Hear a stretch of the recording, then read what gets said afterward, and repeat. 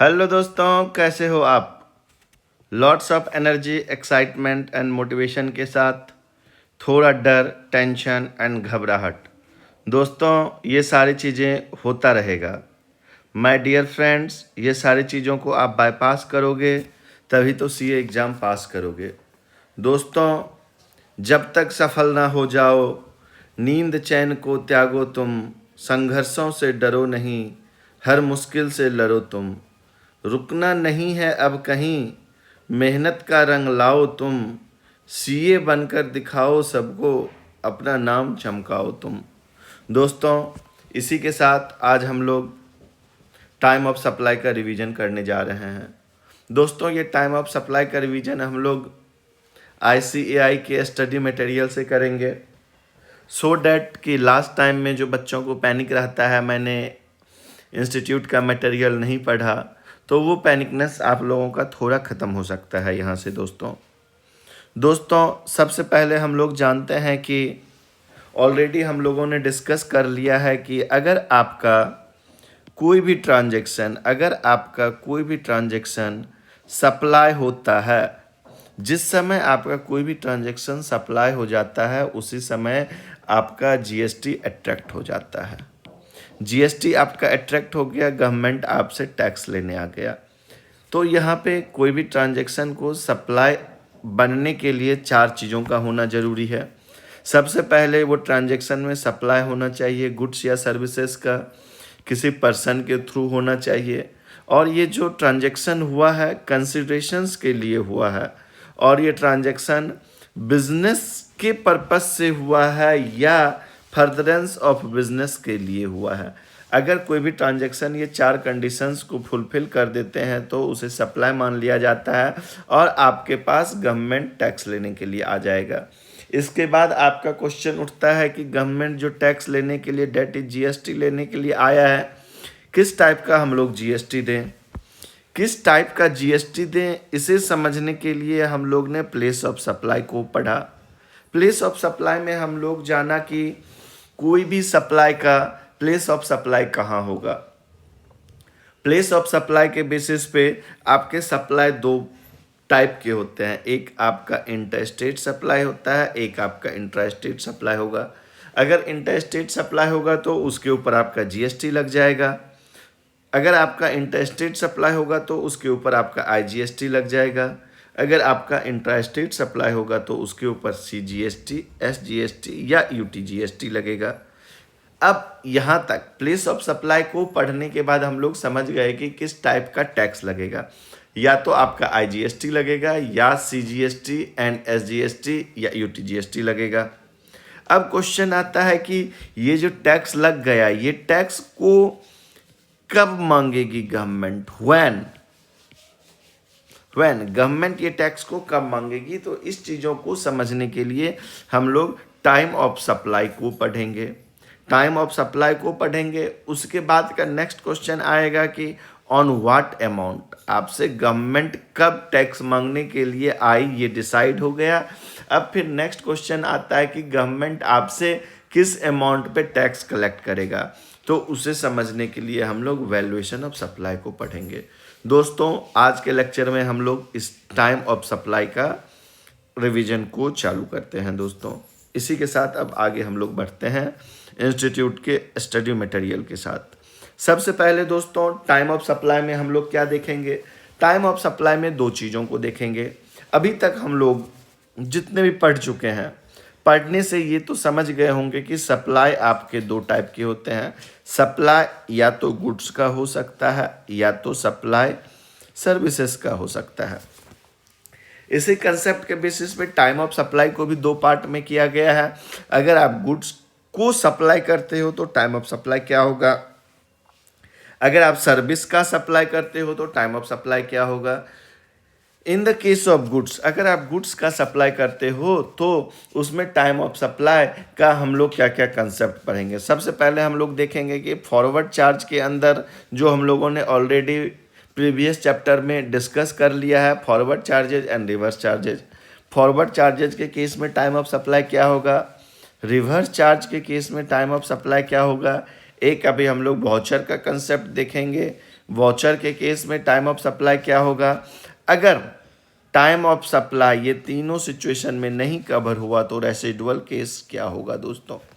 Next हम लोग service के केस में अगर सप्लाई किया जा रहा है सर्विस का, इन दैट केस हम लोग फॉरवर्ड चार्ज में टाइम ऑफ सप्लाई क्या होगा वो देखेंगे, रिवर्स चार्ज में टाइम ऑफ सप्लाई क्या होगा वो देखेंगे, फिर आपके वाउचर के केस में टाइम ऑफ सप्लाई क्या होगा उस चीज़ों को देखेंगे, time of supply in residual cases को देखेंगे। दोस्तों जो ऑलरेडी हमने डिस्कस कर लिया है कि कौन से पॉइंट पे टैक्स लायबिलिटी पे करना अराइज हो जाता है, point in time when the liability to pay tax arises, already हम लोगों ने डिस्कस कर लिया।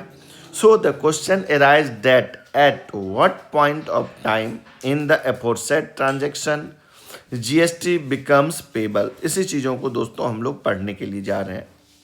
नेक्स्ट देखते हैं टाइम ऑफ सप्लाई। जो टाइम ऑफ सप्लाई हम लोग पढ़ने के लिए जा रहे हैं वो आपका इंडिकेट करेगा, time of supply indicates the point in time when the liability to pay tax arise, किस टाइम पे आपका जीएसटी पेमेंट करने की लायबिलिटी अराइज हो गई है उसे हम लोग टाइम ऑफ सप्लाई में देखेंगे। It is important to note here that though the liability to pay tax is arise at the time of supply, the same can be paid to the government by the due date। Suppose करें कि आपने एक transactions को 20 दिसंबर में किया, sorry दूसरा example लेते हैं। सपोज करें आपने एक ट्रांजेक्शन को 5 दिसंबर को लिया और टाइम ऑफ सप्लाई के अकॉर्डिंग वो ट्रांजेक्शन्स का टाइम ऑफ सप्लाई आपका 8 दिसंबर को हो गया, तो 8 दिसंबर को गवर्नमेंट को आपको टैक्स पे करने की लायबिलिटी हो गई है, लेकिन आपको 8 दिसंबर को पेमेंट नहीं करना पड़ेगा जीएसटी का। जीएसटी का पेमेंट करने का एक ड्यू डेट दिया गया है, जिस मंथ में आपको जीएसटी पे करने की लायबिलिटी अराइज हुई है उसके अगले महीने के 20 तारीख तक में आपको जीएसटी पे करना पड़ेगा। दोस्तों यही चीज़ें यहाँ पे कहा गया है। नेक्स्ट हम लोग देखते हैं कि आपका time of supply, time of supply में सर्विस के लिए, गुड्स के लिए एंड सर्विस के लिए जो बताया गया है टाइम ऑफ सप्लाई क्या होगा उसका प्रोविजन अलग अलग सेक्शंस में दिया गया है। सेक्शन 12 में आपका time of supply of goods के केस में दिया गया है। सेक्शन 13 आपका सर्विस के लिए दिया गया है, वही चीज़ों को लिखा। अब नेक्स्ट हम लोग देखते हैं कि the provisions relating to time of supply essentially fix करता है tax collection event to the earliest possible time को। दोस्तों इसके साथ अब हम लोग आगे बढ़ते हैं। सबसे पहले कुछ डेफिनेशंस को देख लेते हैं। डेफिनेशन में सबसे पहले गुड्स मीन्स क्या होता है? Goods means all kind of movable property. Goods means all kind of movable property excluding money and security, but goods include करता है आपका एक्शनेबल क्लेम को, growing crops, grass and things forming part of land agree to be served before supply और under a contract of supply. दोस्तों गुड्स का definition हम लोगों ने देख लिया। अब हम लोग सर्विस का डेफिनेशन देखते हैं। सर्विस में कहा गया है कि service means anything other than goods, money and security, but service आपका इंक्लूड करता है activities relating to use of money और its conversion for a consideration. दूसरा आपका सर्विस क्या इंक्लूड करता है? एक्टिविटीज फैसिलिटेटिंग और arranging transactions in security. Suppose कीजिए इसके लिए फॉर एग्जांपल आपने कोई शेयर्स सेल या परचेज करते हैं, कोई भी शेयर्स का सेल या परचेज करते हैं, तो सेल और परचेज को अरेंज करने के लिए जो आपका ब्रोकर आपको सर्विस देता है, फॉर एग्जांपल आप सिक्योरिटी का शेयर का सेल और परचेज कहाँ करेंगे, किसी आप ब्रोकर ऐप के थ्रू करेंगे, चाहे आपका एंजल हो गया, चाहे ग्रो हो गया, या आपका जीरोधा हो गया। ये सारे प्लेटफॉर्म के थ्रू जो आप शेयर का सेल एंड परचेज करते हैं, ये प्लेटफॉर्म जो आपको फैसिलिटी प्रोवाइड करती है उसे हम लोग सर्विस कहेंगे और ये सर्विस में कवर्ड होगा। एंड अनदर क्या है, activities relating to use of money और its conversion for a consideration. Suppose कीजिए आपके पास 1 लाख रुपया है और आप फॉरेन सपोज अमेरिका विजिट करना चाहते हैं, अमेरिका घूमने के लिए जाना चाहते हैं, तो आपको क्या चीज़ की रिक्वायरमेंट होगी, डॉलर की रिक्वायरमेंट होगी। तो आप क्या करेंगे, 1 लाख रुपया लेके जाएंगे कोई भी बैंक में या ब्रोकर के एजेंट के पास जो आपका रुपया से डॉलर में कन्वर्ट कर देता है। तो 1 लाख रुपया को आप डॉलर में कन्वर्ट करवाएंगे और आपको डॉलर मिल जाएगा। ये कन्वर्जन के लिए जो बैंक या ब्रोकर आपसे थोड़ा सा कंसिडरेशन लेगा, ब्रोकरेज चार्जेस लेगा, तो वो ब्रोकरेज चार्जेस लेता है और ये कंसिडरेशन जो लेता है उसे भी हम लोग सप्लाई ऑफ सर्विस बोलेंगे दोस्तों, उसे भी हम लोग सप्लाई ऑफ सर्विस बोलेंगे। यही चीज़ों को यहाँ पे कहा गया है। नेक्स्ट हम लोग रिसिपिएंट का डेफिनेशन को देखते हैं। रिसिपिएंट के डेफिनेशन में क्या होता है कि अगर आपका consideration, if consideration is payable for supply of goods या services, if consideration is payable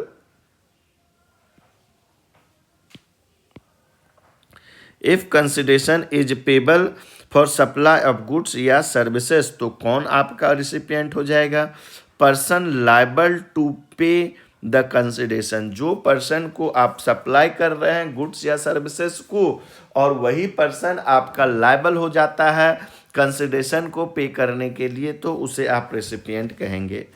अगर आपका कंसिडरेशन इन्वॉल्व नहीं है, आप सप्लाई गुड्स का सप्लाई कर रहे हो, ध्यान देने वाली बातें ये हैं दोस्तों, यहाँ पे आपका गुड्स एंड सर्विस दोनों को कवर किया, लेकिन इस सिचुएशन में कहा गया अगर आपका गुड्स के केस में, अगर आपका गुड्स के केस में आपने सप्लाई ऑफ गुड्स तो किया है लेकिन आपको कंसिडरेशन नहीं पे किया जा रहा है, इन दैट केस रिसिपिएंट कौन हो जाएगा, person to whom goods are delivered या मेड अवेलेबल और टू होम पोजीशन या use of the goods is given made available, वो पर्सन आपका रिसिपिएंट कहला जाएगा। नेक्स्ट हम लोग देखते हैं, आपने सर्विस का सप्लाई किया, आपने सर्विस का सप्लाई किया और वहाँ पे कंसिडरेशन इन्वॉल्व है ही नहीं, तो इन दैट केस क्या होगा, रिसिपिएंट कौन कहलाएगा आपका, person to whom the service is rendered, person to whom the service is rendered. यहाँ ध्यान देने वाली बातें दोस्तों ये है कि रिसिपिएंट इंक्लूड करते हैं एजेंट को भी, recipient includes an agent acting on behalf of the recipient in relation to the goods or services supplied। दोस्तों इसके बाद हम लोग सेक्शन नंबर 12 की ओर रुख करते हैं। जब आप सेक्शन नंबर 12 को पढ़ोगे दोस्तों, तो इसके साथ साथ सेक्शन नंबर 31 को भी पढ़ना है। 31 सेक्शन 31 में बोलता है कि अगर आप कोई चीज़ों का सप्लाई करते हो तो उसमें इनवॉइस कब तक में इशू हो जाना चाहिए दोस्तों। अगर आप कोई भी सप्लाई करते हो, सप्लाई चाहे आप गुड्स का कर रहे हो या सर्विस का कर रहे हो, तो इनवॉइस आपको कब इशू करना पड़ेगा दोस्तों, ये सेक्शन 31 बताता है। और इनवॉइस कब इशू करना पड़ेगा, ये एक इम्पॉर्टेंट पिलर है फॉर टाइम ऑफ सप्लाई के लिए, टाइम ऑफ सप्लाई के लिए। दोस्तों हम लोग सबसे पहले section 12 time of supply in case of supply of goods के केस में देखेंगे। सेक्शन 12 में हम लोग क्या क्या देखेंगे दोस्तों, सेक्शन 12 में time of supply forward charge के केस में टाइम ऑफ सप्लाई क्या होगा उसे देखेंगे। रिवर्स चार्ज के केस में टाइम ऑफ सप्लाई क्या होगा। एक वाउचर का कंसेप्ट हम लोग पढ़ेंगे दोस्तों, वाउचर के केस में टाइम ऑफ सप्लाई क्या होगा। रेसिडुअल केस में टाइम ऑफ सप्लाई क्या होगा। Addition to value of supply of goods by way of interest और लेट फी और पेनल्टी फॉर डिले पेमेंट। कभी कभी क्या होता है, कंसिडरेशन डिले पेमेंट किया जाता है। इन दैट केस आप इंटरेस्ट या लेट फी या पेनल्टी चार्ज करते हो, तो उस केस में आपका टाइम ऑफ सप्लाई क्या होगा, इसे भी देखेंगे दोस्तों। सबसे पहले हम लोग देखते हैं time of supply in case of a forward charges. Forward charges में दोस्तों टाइम ऑफ सप्लाई क्या होगा? फॉरवर्ड चार्जेज में आपका टाइम ऑफ सप्लाई हो जाएगा date of issue of invoice. आपने कोई भी गुड्स का, आपने कोई भी सप्लाई किया, किस चीज़ का सप्लाई किया? गुड्स का सप्लाई किया। तो इन दैट केस आपका टाइम ऑफ सप्लाई क्या होगा? ये गुड्स को जो सप्लाई किए हैं इसके लिए आपने इनवॉइस को कब इशू किया, ये चीज़ों को देखा जाएगा।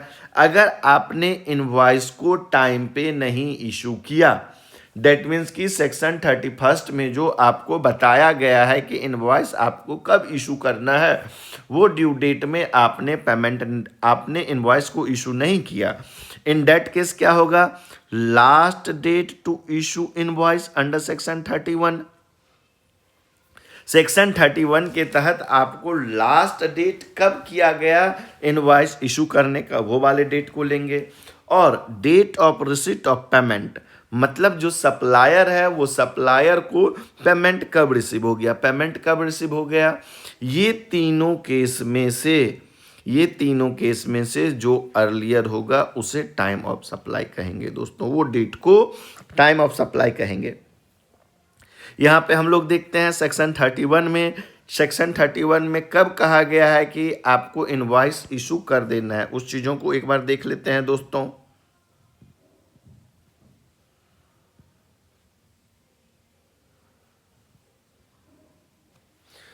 दोस्तों section 31 in case of supply of goods में कहा गया है कि अगर गुड्स इन्वॉल्व होता है मूवमेंट ऑफ गुड्स के केस में, अगर आप जो सप्लाई कर रहे हो गुड्स का और वो सप्लाई ऑफ गुड्स इन्वॉल्व होता है movement of goods, movement involve होता है, तो इन दैट केस आपका इनवॉइस जो इशू किया जाएगा बिफोर और at the time of removal of goods.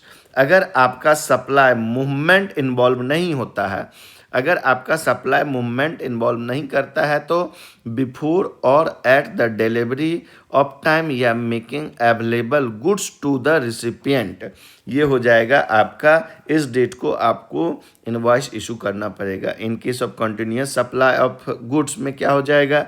Before या एट ईच स्टेटमेंट और पेमेंट आपका टाइम ऑफ सप्लाई हो जाएगा। सॉरी, ये डेट पे आपको इनवॉइस इशू करना पड़ेगा दोस्तों। गुड्स ऑन अप्रूवल या सेल और रिटर्न के बेसिस में क्या कहा गया है?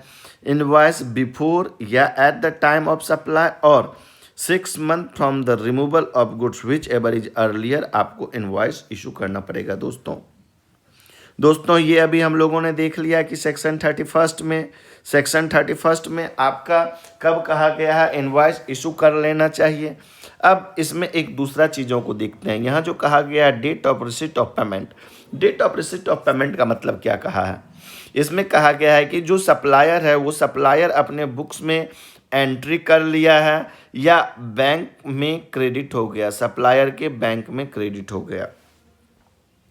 दोस्तों अब अगर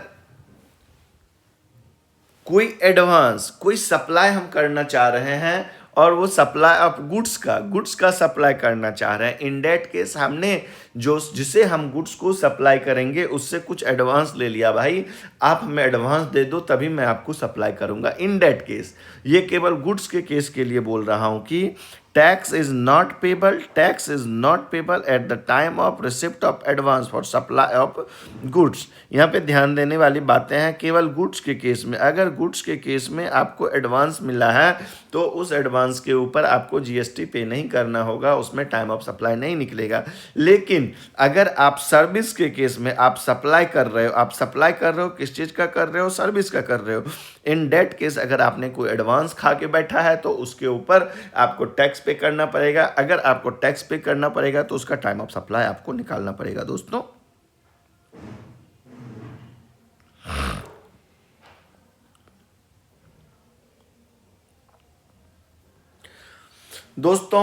कभी कभी क्या होता है ना कि आपका जो अमाउंट बन रहा है, जो आपका इनवॉइस वैल्यू बन रहा है वो इनवॉइस वैल्यू से आपको कुछ एक्सेस अमाउंट मिल जाता है। अगर वो एक्सेस अमाउंट अप टू 1,000 रुपया मिला है, अगर वो एक्सेस अमाउंट दोस्तों अप टू 1,000 रुपया मिला है, तो आपको टाइम ऑफ सप्लाई का प्रोविजंस क्या है? Option of taking invoice date as a time of supply for payment up to rupee 1,000 received in excess of the value of goods invoiced. The supplier can choose to take the date of invoice is issued with respect to such supply. And the supplier can choose to take the date of invoice issued with respect to such excess amount as the time of supply of goods for such excess value. Since GST on supply of goods is payable only on the basis of issue of invoice, this provision is practically irrelevant for supply of goods.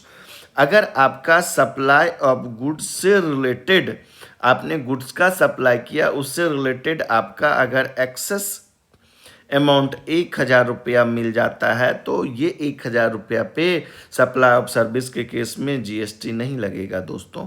अगर ये situation service का रहता तो वहाँ पे ये important हो जाता। तो प्रैक्टिकली अगर आपको 1,000 रुपया आपके बिल से एक्सेस पेमेंट मिल जाता है, तो उस पर आपको टैक्स देने की ज़रूरत नहीं रहेगी। जिस समय आपको मिलता है तो आपको उसका टाइम ऑफ सप्लाई भी निकालना नहीं पड़ेगा दोस्तों।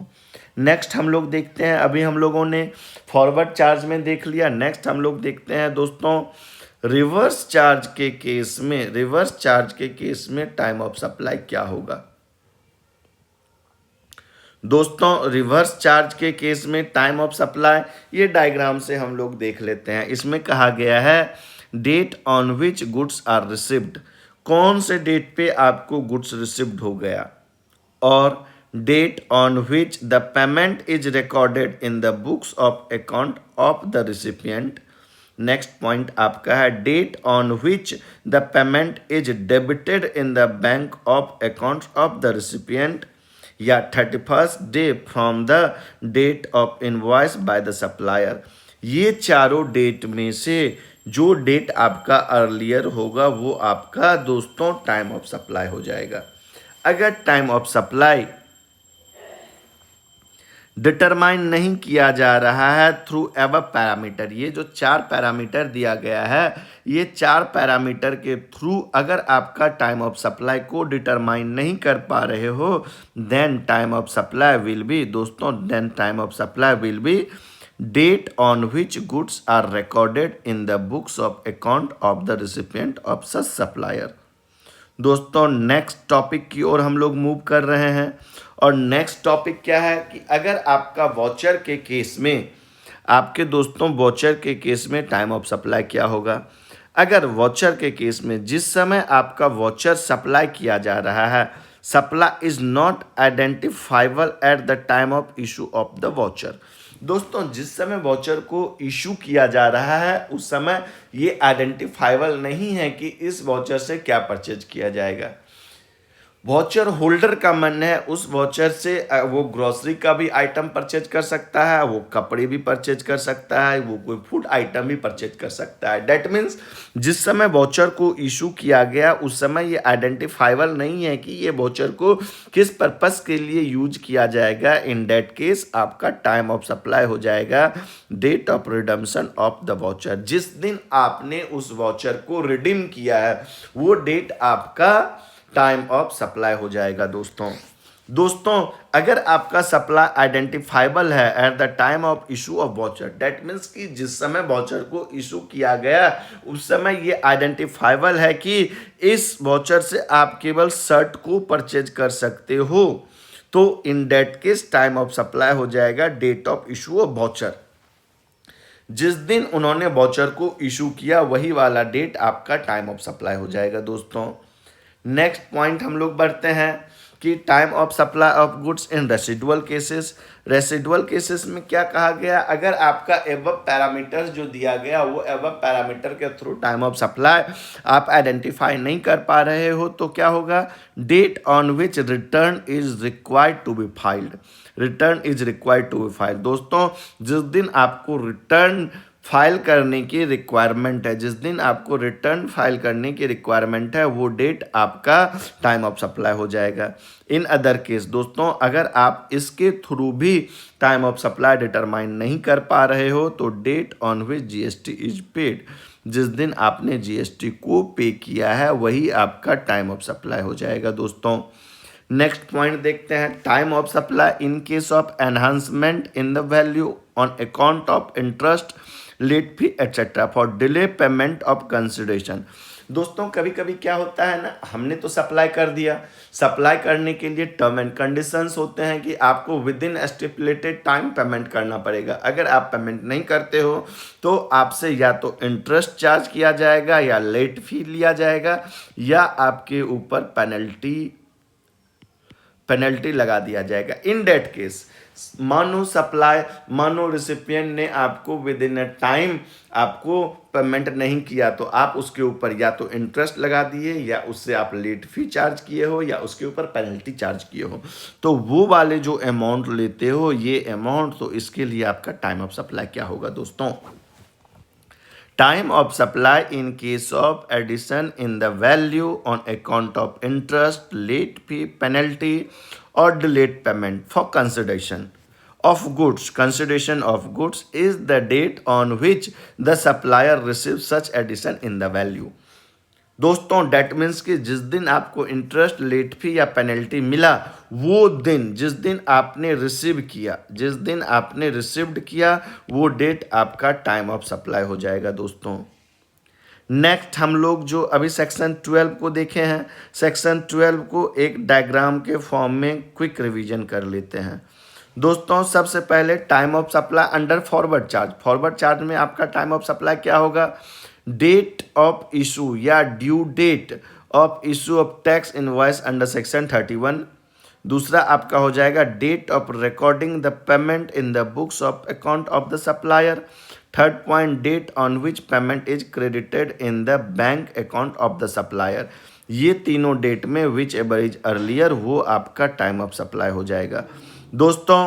अगर आपको कोई एडवांस मिला है गुड्स के सप्लाई करने के लिए, अगर आपको कोई एडवांस मिला है तो उसके ऊपर आपका जीएसटी पेबल नहीं होगा और हैंस आपका टाइम ऑफ सप्लाई नहीं निकाला जाएगा दोस्तों। रिवर्स चार्ज के केस में टाइम ऑफ सप्लाई क्या हो जाएगा, date of receipt of goods, आपको गुड्स कब रिसीव हुआ है वो date of recording the payment in the books of account of the recipient. Recipient ने अपने बुक्स में कौन से डेट को पेमेंट की एंट्री डाली है, या date on which payment is debited from the bank account of the recipient.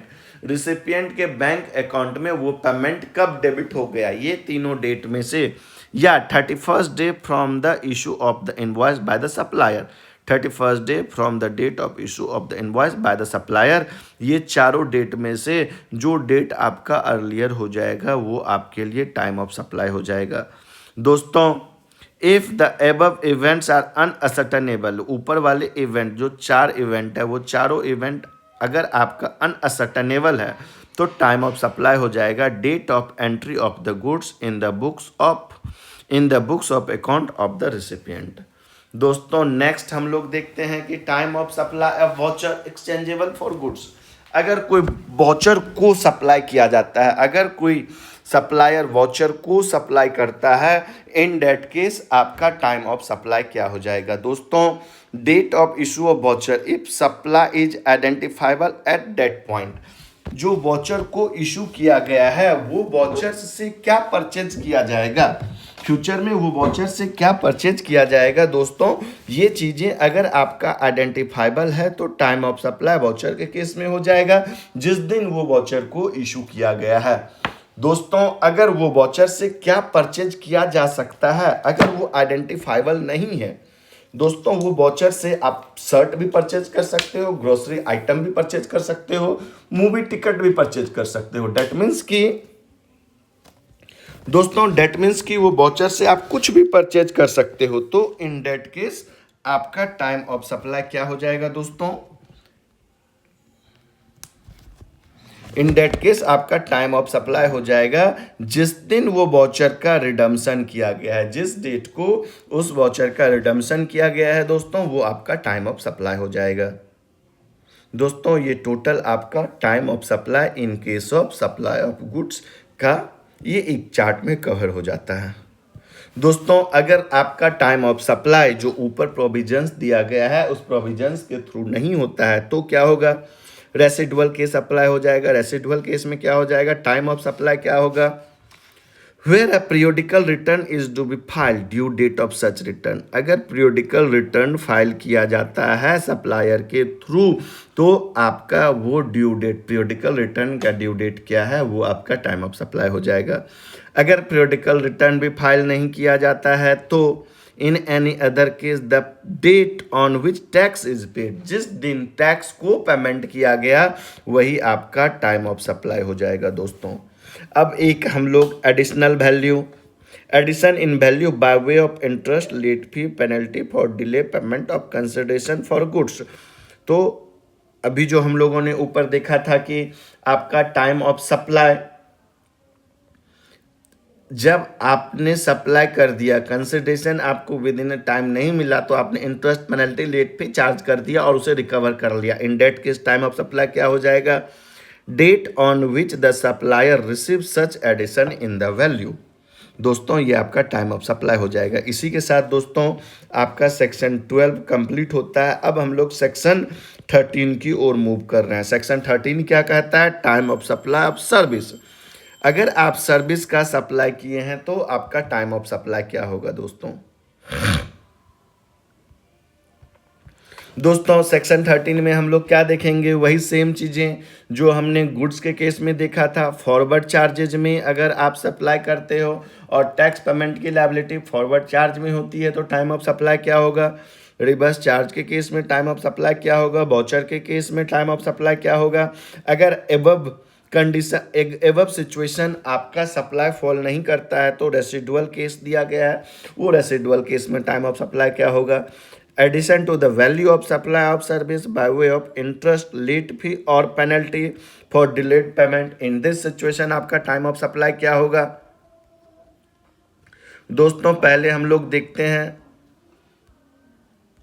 Forward charge में आपका टाइम ऑफ सप्लाई क्या होगा। दोस्तों इसमें सबसे पहले ये सोचा जाएगा क्या, invoice with in a time, is invoice issued within the time specified under section 31।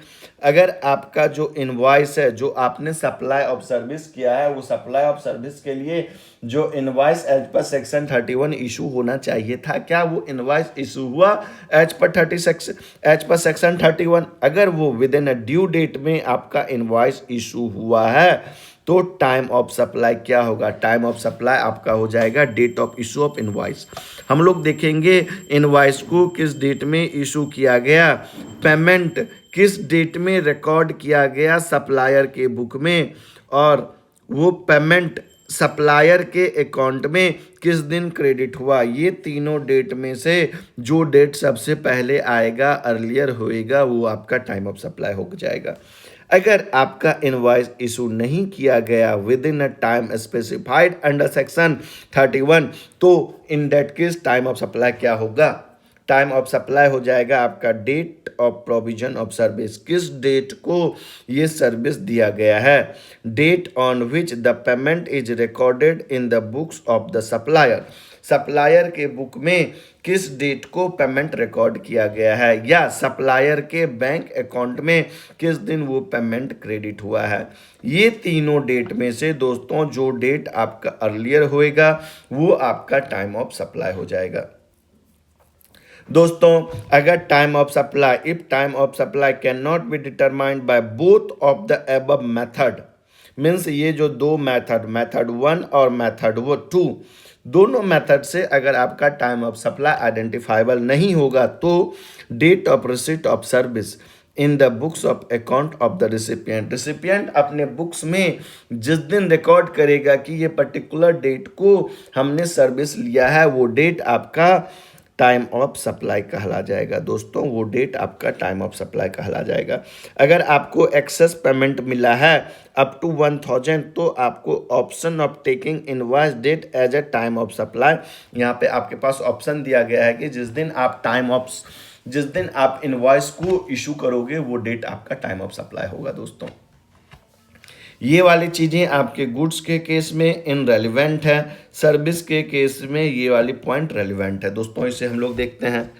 Access payment up to 1000, option of taking invoice date as time of supply. दोस्तों इसमें क्या कहा गया, for a payment up to ₹1000 received in excess of the invoice value, the supplier can choose to take the date of invoice issued with respect to such excess amount as time of supply of service in relation to this excess value.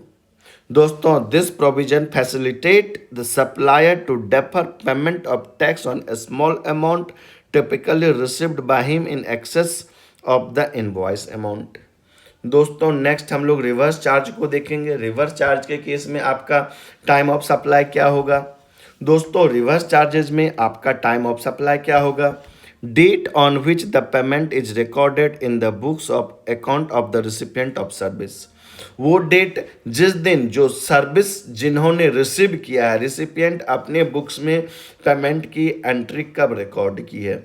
दूसरा date क्या लेंगे, recipient के bank account में वो payment कब debit हुआ है। दोस्तों रिसिपिएंट के बैंक अकाउंट में वो पेमेंट आपका कब डेबिट हुआ है वो डेट लेंगे। और 61वां day from issue of the invoice by the recipient. ये 3 डेट को लेंगे। दोस्तों ये तीनों डेट में जो डेट आपका अर्लियर होगा वो आपका टाइम ऑफ सप्लाई कहला जाएगा। दोस्तों if it is not possible to determine the time of supply through the above parameters, then time of supply will be the date of entry of service in the books of account of recipient of supply. दोस्तों time of supply in case of import of service from the associated person, अगर आपने associated person से कोई service को import किया है तो in that case आपका टाइम ऑफ सप्लाई क्या हो जाएगा, date of payment of service या date of entry of service in the books of account which ever is earlier, वो आपका दोस्तों टाइम ऑफ सप्लाई कहला जाएगा। दोस्तों नेक्स्ट हम लोग देखते हैं time of supply of watcher. Watcher के केस में टाइम ऑफ सप्लाई कब होगा। दोस्तों ऑलरेडी जो हम लोगों ने सेक्शन 12 में पढ़ के आया सेम सिचुएशन यहाँ पे भी है। Time of supply of voucher exchangeable for a service, तो क्या होगा दोस्तों, the time of supply of voucher date are exchangeable for service is stipulated as the date of issue of voucher if the supply is identifiable at that point या date of redemption of voucher in other case। दोस्तों next देखते हैं कि आपका residual case में क्या होगा time of supply. Residual case में if the situation is not covered by any of the provisions discussed above, the time of supply is fixed under subsection 5 of section 13 in the following manner. Due date which is periodical return for the period is required to be filed, or any other case the date on which GST is paid। दोस्तों next point हम लोग देखते हैं, अगर आप enhancement of value on account of interest, late fee, penalty for delay payment of consideration आपको delay मिला, उसके लिए आपने या तो इंटरेस्ट या तो लेट फी या आपने पेनल्टी लगा दिया और इसे आपने रिकवर कर लिया, तो इन डेट केस आपका टाइम ऑफ सप्लाई क्या होगा। Time of supply in case of addition in value by way of interest, late fee, penalty for such delay payment of consideration for a service is the date on which such supplier received such addition in the value। दोस्तों जिस दिन आपने interest, late फी या penalty को charge किया recipient से, charge करने के बाद आप उसे रिकवरी कर लिए, रिसीव कर लिए, तो वो डेट आपका टाइम ऑफ सप्लाई कहला जाएगा। दोस्तों अब हम लोग सेक्शन 13 को एक बार चार्ट में देख लेते हैं। दोस्तों the provisions relating to time of supply of service as content in section 13 are summarised in the diagram given on the next page, that means यही पेज। अगर आपका दोस्तों time of supply of service under forward charges when the invoice is issued within the specified under section 31, अगर आपका invoice issue करने का guideline section 13 में दिया गया है, उसके अनुसार अगर आपने इनवॉइस को इशू कर दिया तो टाइम ऑफ सप्लाई क्या होगा? Date of issue of invoice, date of recording the payment in the books of account of the supplier. तीसरा डेट क्या हो जाएगा? Date on which payment is credited to the bank account of the supplier. ये तीनों date में से जो date आपका अर्लियर होगा वो टाइम ऑफ सप्लाई हो जाएगा। दोस्तों नेक्स्ट अपने फॉरवर्ड चार्ज में ही देखते हैं, आपका इनवॉइस इशू नहीं किया गया है। दोस्तों आप इतना लापरवाह थे कि आपका इनवॉइस इशू नहीं किया गया है with in the time specified under section 31। Section 31 में जो टाइम स्पेसिफाई किया गया है दोस्तों, वो टाइम लाइन में आपने इनवॉइस को इशू नहीं किया, आप इतने आलसी हो। इन डेट केस आपका टाइम ऑफ सप्लाई क्या होगा दोस्तों? Date of provision of service, date of recording the payment in the books of account of the supplier. तीसरा डेट लेंगे, date on which payment is credited in the account of the supplier which ever is is. Earlier तीनों date में से दोस्तों date में से दोस्तों जो डेट आपका अर्लियर होगा वो आपका टाइम ऑफ सप्लाई हो जाएगा। रिवर्स चार्ज के केस में क्या होगा? हाँ दोस्तों, अगर आपका फॉरवर्ड चार्जेज में ये दोनों सिचुएशन के थ्रू आपका टाइम ऑफ सप्लाई डिटरमाइन नहीं होता, if the above event are unascertainable, time of supply क्या हो जाएगा? Date of receipt of service in the books of account of the recipient of the supplier. अब दोस्तों RCM के case में time of supply क्या हो जाएगा? Date of recording the payment in the books of account of the recipient of service. Next हो जाएगा दोस्तों, date on which payment is debited from the bank account of the receipt of the service. Third हो जाएगा दोस्तों, 61 day from the issue of the invoice. दोस्तों ये तीनों date में से जो डेट आपका अर्लियर होगा वो आपका टाइम ऑफ सप्लाई हो जाएगा। दोस्तों अगर आपका time of supply if the above events are unascertainable, date means कि आपका टाइम ऑफ सप्लाई ये एबव इवेंट जो है ये एबव इवेंट के द्वारा नहीं निकाला जा सकता है, तो इन डेट केस आपका टाइम ऑफ सप्लाई हो जाएगा date of entry of the service in the books of account of the recipient of supply. Next आपका वॉचर के केस में टाइम ऑफ सप्लाई क्या हो जाएगा? Time of supply of vouchers exchangeable for service.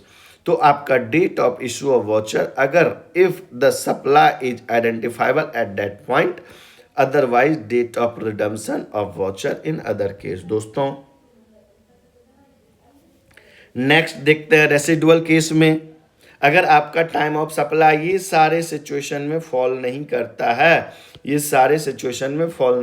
तो residual आपका provision आ जाएगा। Residual case में टाइम ऑफ सप्लाई क्या हो जाएगा?